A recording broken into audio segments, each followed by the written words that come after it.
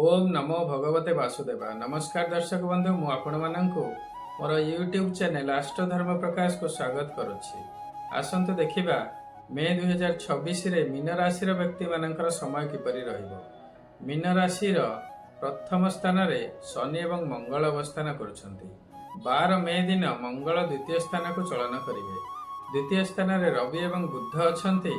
15 मे दिन रवि तृतीय स्थान को जिवे एवं 16 मे दिन बुध तृतीय स्थान को जिवे।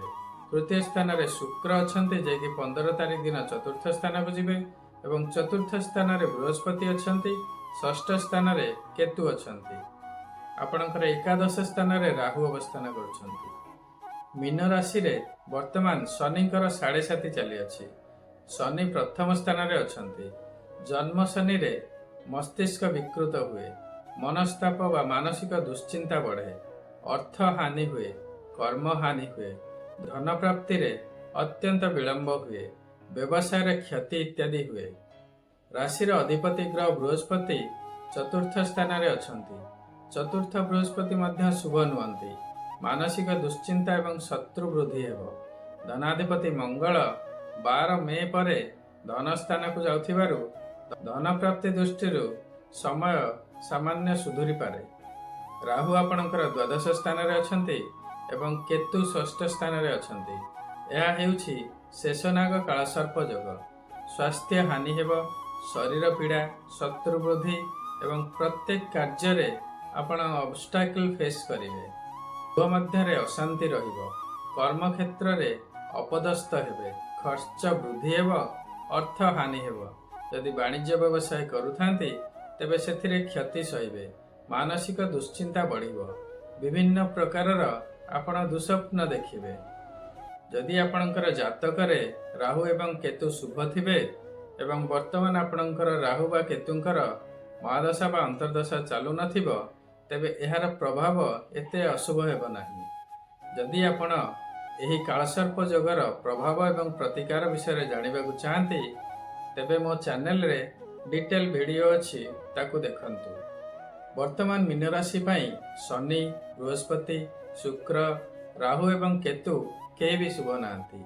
आपण एमानकर प्रतिकार करंतु, सत मार्ग रे रुहंतु एवं निष्ठार सहित कर्म करंतु, शुभ फल प्राप्ति हेबो। एहा थिला विभिन्न ग्रह मानकर गोचर रे प्राप्त हेउथिबा शुभ एवं अशुभ फल।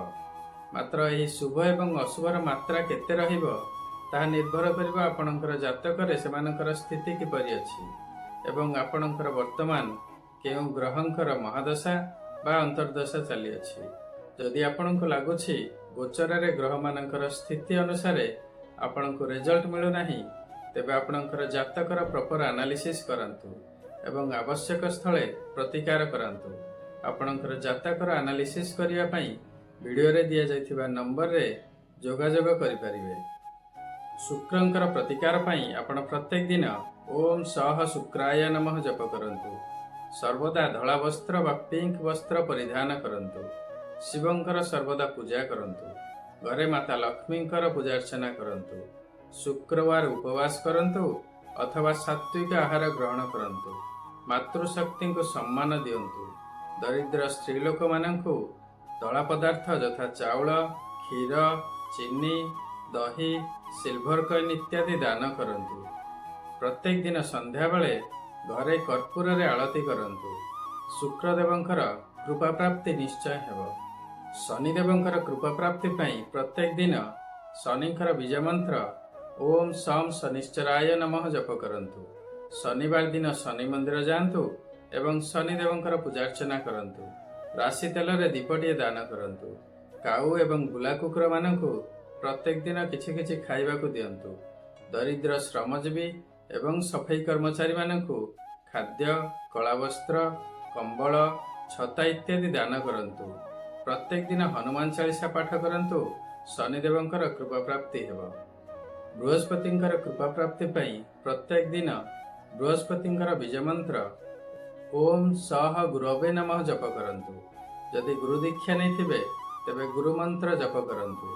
निज इष्ट देवता एवं इष्ट देवींकर प्रत्येक दिन श्रद्धा पूर्वक पूजा अर्चना करंतु। प्रत्येक दिन ओम नमः शिवाय जप करंतु।